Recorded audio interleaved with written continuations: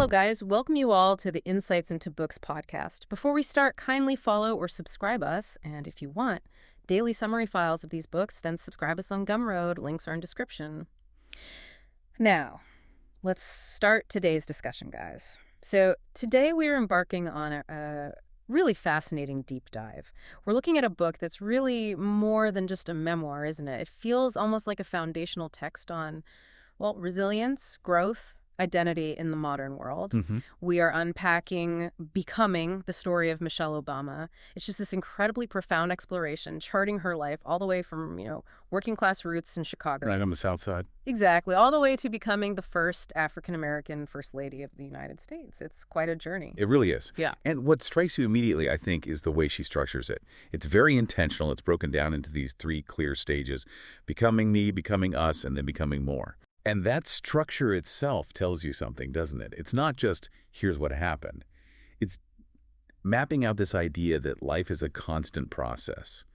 You're always becoming something else. It's not like you just arrive at a destination and stop. Absolutely. And that's precisely our mission today, right? We want to get beyond the sort of surface level headlines and really dig into those key insights. What does it actually mean to navigate these huge systemic obstacles? Things based on race, class, gender. All of it, yeah. And how do you define yourself when the world is constantly trying to put you in a box? I mean, this whole narrative feels like such a powerful counterstory to those forces that try to, well, marginalize certain voices. It really does. And it lets us look at the sometimes quite messy reality of what genuine growth looks like. It's not always linear, is it? No, not at all. It shows you, the listener, how profound change, both personal and professional, really comes from living life intentionally, honestly, facing things head on. Okay, so let's start where she starts. Becoming me.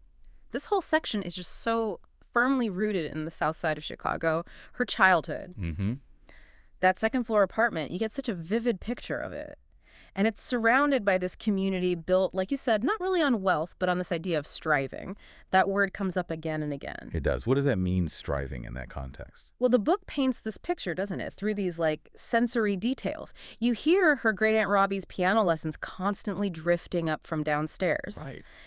And that wasn't just noise. It was like the soundtrack of ambition in that house, in that community. It was the sound of people working hard, practicing relentlessly, demanding excellence from themselves, from their kids. Yeah. And this tight-knit community support, great Aunt Robbie downstairs, her grandfather Southside living nearby, that formed her immediate sort of circle of strength from the very beginning. And anchoring all of that were the values from her parents, Fraser and Marion Robinson. They seem like the absolute bedrock of her identity. Absolutely. Her father, Fraser Robinson III, I mean, his story is just this incredible lesson in quiet resilience, isn't it? Yeah. The book details how he worked day in and day out at the city's water filtration plant, putting on that uniform every single day, even while battling multiple sclerosis, MS. Which must have been incredibly debilitating. But his dedication, it kind of defined strength differently, didn't it? It wasn't about not feeling pain.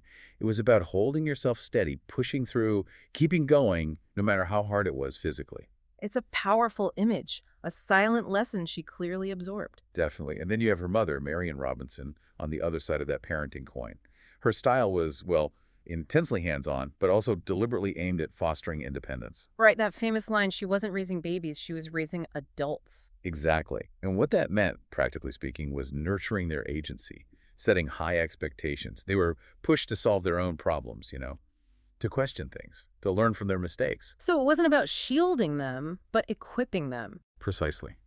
That steady, practical, high expectation presence was so crucial because even within that supportive family and community bubble, they were immediately bumping up against the really hard structural realities of race and class in Chicago at that time. Yeah, the book doesn't pull any punches there. It talks very directly about how the sort of promise of their community was slowly being chipped away by institutional racism, by white flight. It's stark, isn't it? She documents this massive demographic shift. I mean, This statistic is staggering. A neighborhood that was 96% white becomes 96% black in a relatively short period. No. And that shift wasn't neutral. It had real consequences. It led directly to, deteriorating infrastructure, economic hardship, and then the rise in poverty and gang violence that just fundamentally changed the landscape she grew up in. And those big structural changes had immediate, sometimes chilling personal impacts.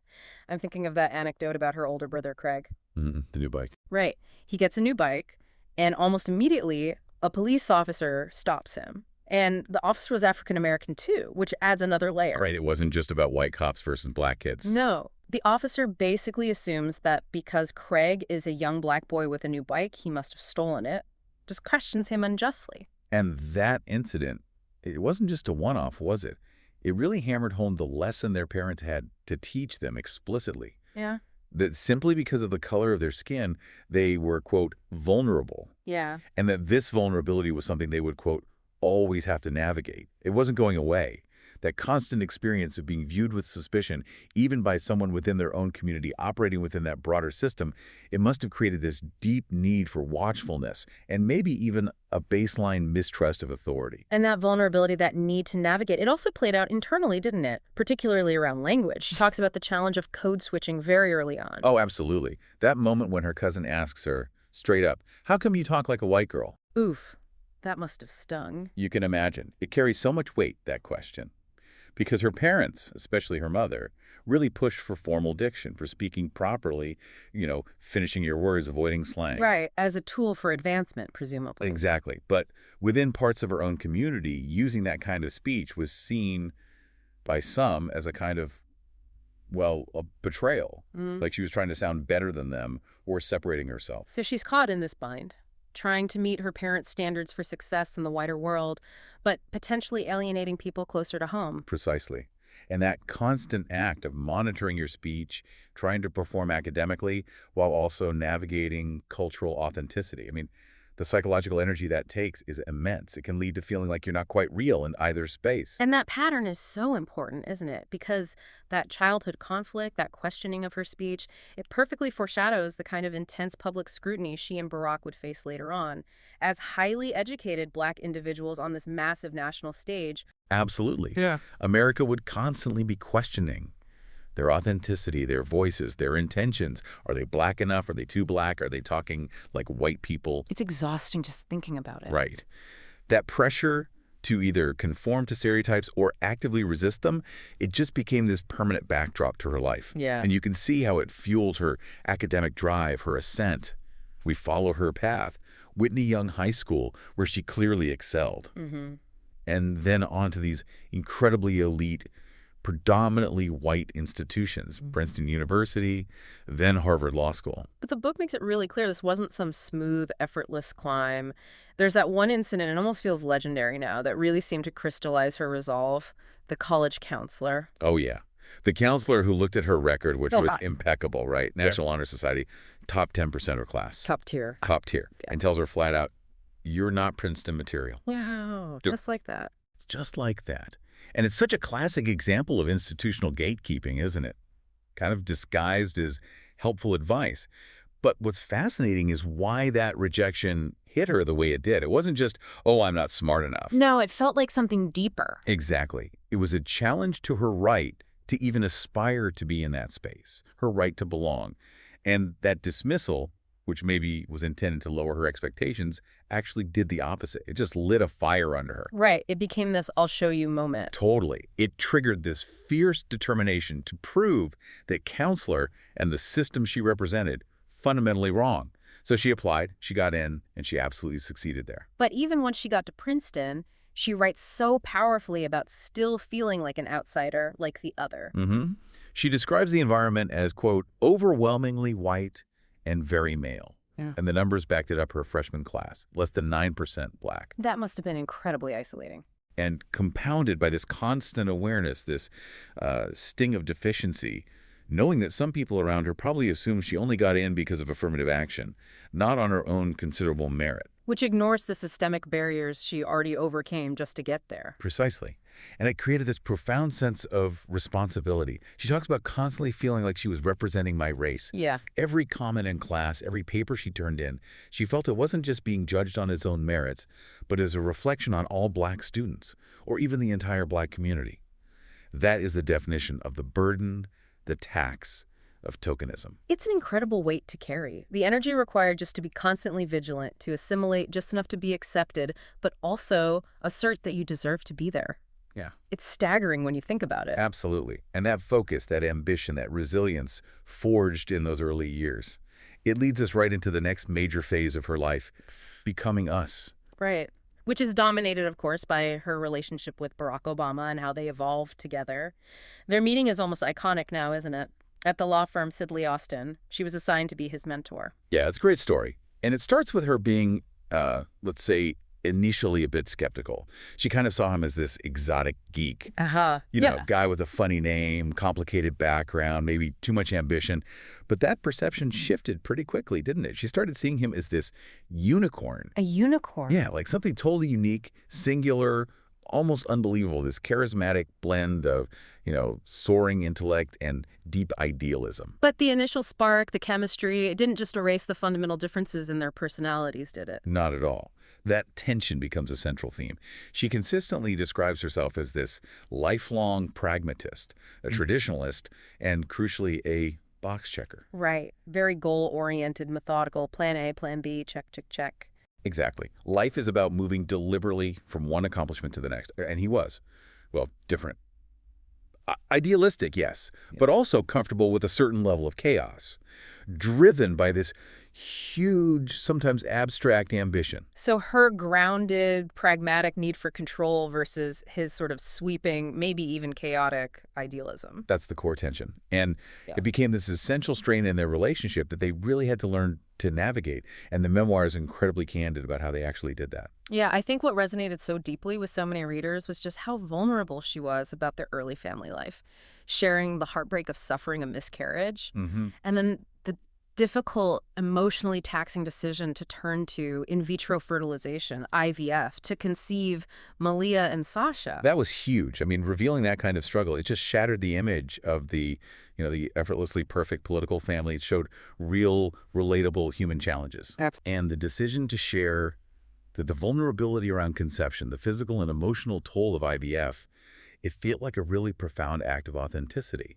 It connected her instantly with countless other women and couples going through similar private struggles. And those personal struggles were happening alongside the growing strain of their different paths, right? Right. Especially as his political career started taking off, which led them to another really important, sometimes stigmatized step, couples counseling. Right. And she presents it not as a sign of failure, but as a proactive strategy, a necessary tool. Yeah. It was basically an acknowledgement that their individual needs, her need for stability and predictability and his incredibly demanding political trajectory, were creating real significant marital stress. Just counseling was like an intervention. Yeah, a critical one.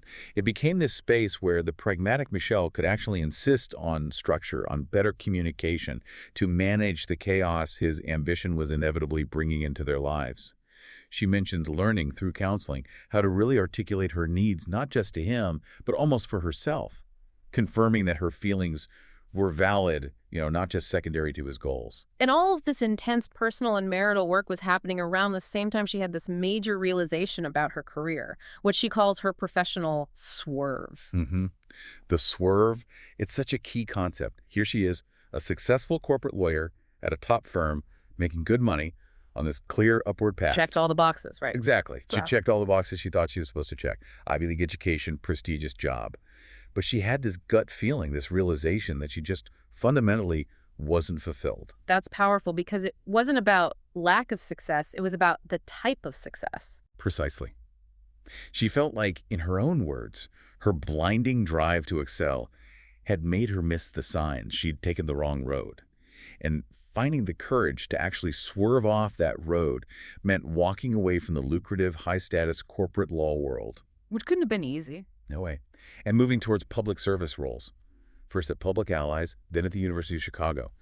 Jobs that paid less, definitely, but offered something much more meaningful to her personally. You really can't overstate the significance of that swerve, can you? It feels like it was this almost existential decision, driven by wanting to live a life, a story that felt true to her, rather than just living up to external expectations from society or education, whatever. Absolutely. But making that choice, seeking that personal fulfillment, it definitely didn't make the balancing act any easier. If anything, juggling career satisfaction, marriage, and motherhood got even more intense, especially once Barack's political ambitions really kicked into high gear. Yeah, the central conflict seems to become how do you maintain the simple, predictable, private family life she clearly cherished against the backdrop of the political world, which is all about chaos, media glare, constant public scrutiny. Right. And she mentions explicitly that she was consciously trying not to follow her own mother's model. Not out of any disrespect, she makes that clear, Yeah, of course. but more out of a sense of self-preservation. She felt her mother had, quote, given everything to her family, had allowed her family life to completely define her. And Michelle needed to avoid that kind of total self-erasure. That makes sense. But that desire for self-preservation must have bumped up against her feelings about politics itself, right? She wasn't exactly enthusiastic initially. Not at all. She had this really profound, deep-seated mistrust of politics, and she explains why. She saw how historically politics had been used against black folks, as she puts it, as a tool to keep us isolated and excluded, resulting in being undereducated, unemployed, and underpaid. So it wasn't just an abstract dislike, it was rooted in a real understanding of historical injustice. Exactly. So her resistance, her reluctance, when Barack started talking about running for higher office, it was complex. It wasn't just, oh, your schedule will be crazy. It was a genuine fear that his career, this political life, would essentially hijack all that. Yeah. She had fought so hard to build for herself her own fulfilling career, a stable life for her kids. And she even admits very candidly that because of the racial dynamics in America, she didn't really think he could win initially, especially the presidency. Right, which ironically maybe allowed her to approach those early campaigns with a little bit of detachment almost. Like, Oh. okay, let him try this thing. It probably won't happen anyway. Yeah, maybe it lowered the personal stakes for her in a way. Perhaps, but she was still navigating that landscape, not just as, the supportive wife, but with this incredibly sharp awareness of the historical weight involved and also the immediate physical risks. Right, she doesn't shy away from talking about the danger. No. She compares the risk he faced to historical assassinations, but then adds that crucial layer. Barack was a black man. And the kind of low-level, persistent threat that came with that, well, it was nothing new to her family's lived experience. It was always there. That constant awareness of risk, it sets the stage perfectly for the next section, doesn't it? Becoming more. Those 8 years inside the pressure cooker of the White House. Exactly. A period defined by managing that intense public days while also trying to consciously shape a role First Lady that literally has no official job description. It's completely undefined. Right, it's this amorphous platform, and she really used that visibility, her voice, as she calls it, to push for social initiatives, and importantly, initiatives that came directly from her own life experiences, didn't they, as a mother, as a black woman? Definitely. The most famous one, obviously, is Let's Move. Her big campaign against childhood obesity, pushing for healthier eating. And that wasn't just some abstract policy goal for her, was it? It started really personally. Yeah, it came from a doctor's visit for her own daughters. Seeing their BMI creeping up and realizing, okay, I'm relying too much on processed foods, takeout, because I'm a busy working mom trying to save time. She took that very personal pain point and turned it into national policy. And the impact was significant. Healthier school lunches for, 45 million kids? Something like that, yeah. And crucially, it led to the White House vegetable garden, which became this powerful symbol. More than a symbol, though, right? It was practical. Oh, totally. It produced a ton of actual produce, but it also functioned as this outdoor classroom, a way to challenge reliance on processed stuff, promote sustainability, get kids engaged with where food comes from. Very tangible. And beyond health, there was joining forces. Right, focused on supporting military families and veterans, which she notes helped something like 1.5 million veterans and their spouses find jobs. A huge impact there, too. And internationally, let girls learn. focusing on girls' education globally, raising billions, literally billions, to help remove those financial barriers that keep girls out of school around the world. So she's actively defining this role through concrete action. But doing that meant facing the absolute, unvarnished worst of the American gaze, as she puts it. Constant, relentless, often hostile scrutiny. Oh, the scrutiny was intense. She talks about the media just dissecting everything, her movements, her clothes, and most aggressively, her actual identity. This is where we have to talk about those negative caricatures, right? The racial and gender stereotypes. Absolutely.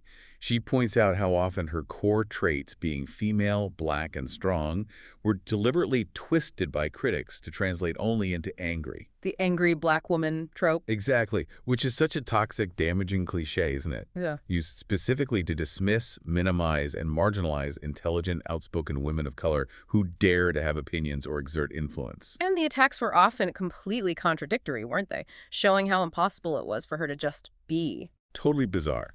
She recounts being called things like a ready-to-emasculate Godzilla of a political wife. On one hand, suggesting she's this terrifying, overpowering force. Right. And then on the other hand, being dismissed as an immaculately groomed doll wife, suggesting she had no substance, no agency, no thoughts of her own. It's head-spinning, strong, threatening, composed and stylish, empty.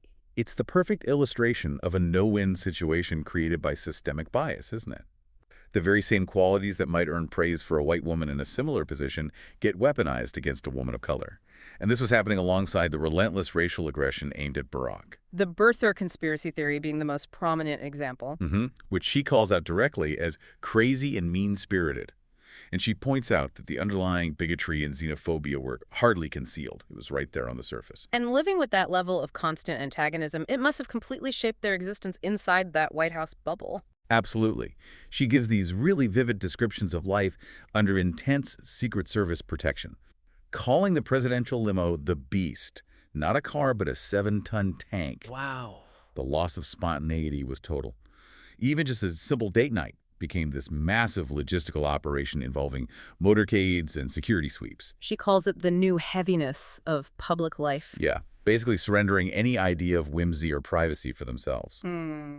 But she emphasizes again and again that her absolute primary goal through all of this was fiercely protecting Malia and Sasha, fighting tooth and nail to maintain some semblance of normalcy and privacy for them. Trying to make sure the White House, despite being this monumental, historic place, still felt like their home. Exactly. Encouraging them to run around, play, be kids, despite the weight of the institution surrounding them. And her reflections on leaving the White House are so telling, aren't they? About the sacrifices they made. Oh, hugely telling. She describes this enormous sense of relief, even though the Secret Service is still there, just nearby. Right, not totally free. Not totally free, but just regaining these small, simple freedoms, being able to open her own bedroom window, or making her own cheese toast in the kitchen without involving staff. That cheese toast anecdote, it's so simple, but it speaks volumes about the profound loss of basic autonomy and privacy they endured for 8 years. It really does. And she wraps up this whole major section with a really important, quite frank reflection on the state of the country after they left. Yeah, she pushes back hard against the idea that America entered some kind of post-racial era after Barack's election. Oh, absolutely rejects it. Far from it, she says. She points to the resurgence of visible hate, the deepening divisions, and she expresses real profound frustration about the 2016 election outcome. Basically stating her view that voters chose to reject an exceptionally qualified female candidate in favor of someone the memoir describes as a misogynist. And for her, that wasn't just a political loss. It was a confirmation that the hard work of battling sexism, racism, all these systemic injustices was nowhere near finished. It seems like it really solidified her role, maybe even pushed her further into becoming the sort of activist intellectual voice post-presidency. I think that's right. Which leads us nicely into thinking about the core themes that run through the entire book, doesn't it? Tying together Chicago, the partnership, the White House. Okay, so stepping back and looking at the whole narrative, the central idea, the intellectual thread, has to be the title itself, right? Becoming. It's not just a catchy title. It feels like the absolute philosophical engine of the entire memoir. I completely agree. It really hammers home this idea that personal growth, evolution, it's fundamentally an ongoing process. It never really stops. Yeah, identity isn't some fixed point you arrive at. Like, okay, I'm done becoming now. Exactly. Life is this continuous journey. She sees herself as always striving to become a better version, a deeper, maybe more complex version of herself. And that framework, thinking of life as becoming, it allows you to accept that, mistakes happen, swerves happen. They're necessary parts of the process, not signs of failure. And that continuous state of becoming, it seems totally linked to the power she finds in story, in using her own voice. The memoir itself feels like a very deliberate act. Oh, definitely. It's an assertion of her unique narrative, isn't it? And it feels necessary, a way to push back against all the assumptions and the caricatures that were imposed on her by the outside world, by that American gaze. Right. Owning her story becomes a way to reclaim her identity. And more than that, using her authentic voice becomes essential for connection, for building empathy. She writes really powerfully about how our stories connected us to one another. And through those connections, it's possible to take discontent, frustration, pain, and convert it to something useful. So sharing her vulnerabilities, the IVF struggles, the doubts, the career confusion, it's not just cathartic for her, it's functional. Yeah, it's like converting private pain into a public resource. Yeah. A way to challenge the dehumanization that often happens, especially to marginalized groups, and to say, look, we share these common human experiences. But that success, that resilience, it's never presented as just an individual achievement, is it? It feels deeply communal throughout the book. Absolutely. Okay. Which brings us to that critical role of her circle of strength, her friends, her mentors.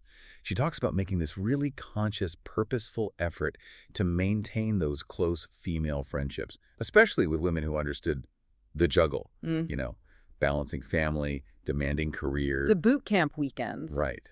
Being rigorous about friendship, as she puts it. That emphasis on collective support, it really stands out, I think. It contrasts quite sharply with the sort of hyper-individualism you sometimes see celebrated in other high-profile life stories. Yeah, she doesn't frame it as, I pulled myself up by my bootstraps alone. Not at all. Her success is explicitly rooted in the support, the investment, the wisdom she got from her family, her friends. These people, she says, were the ones who made me whole, who kept her grounded when everything else was chaotic. And her whole journey, really, when you trace it from that moment with the college counselor telling her she wasn't good enough, all the way through to her last day in the White House. It feels like this long arc towards resilience and ultimately self-definition. She talks about spending so much of her life internally asking that question, am I good enough? Do I belong here? Yeah, that refrain runs through so much of the early and middle parts of the book. And the memoir itself feels like the arrival point, doesn't it? The hard-won, deeply felt affirmation, yes, in fact, I am. That's the core of self-definition right there. Exactly. Realizing that if you don't define yourself on your own terms, you absolutely risk being defined, and usually inaccurately, often painfully stereotyped with others, whether it's the media or political opponents or just broader societal norms. Her entire life story becomes this powerful model of perseverance and empowerment precisely because she fought so hard to define her own girth and her own narrative. Wow. It really is an incredible journey to trace. From, the striving South Side, hearing Aunt Robbie's piano, seeing her father's quiet strength, through all the complexities and challenges of becoming us, balancing love and ambition, and then into the absolute intensity of becoming more, the scrutiny, the activism. Her story is just this incredibly detailed, honest documentation of what it takes to constantly learn and adapt, doesn't it? Navigating race, gender, class, politics, all intersecting in modern America. It really is. And maybe the most sort of enduring takeaway, the philosophical core, is that the becoming part never actually stops. Yeah. Even after reaching the absolute pinnacle of visibility and influence in the world, her story confirms that the struggle both against those external systemic inequalities and the internal personal work of self-definition, it's a continuous, maybe infinite process. Yeah. Her whole life, from fighting to prove she was Princeton material, right up to the simple act of making her own cheese toast after leaving the White House.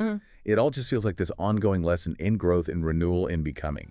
This was it on today's book, guys. And guys, kindly subscribe and follow us for more such insights on various books.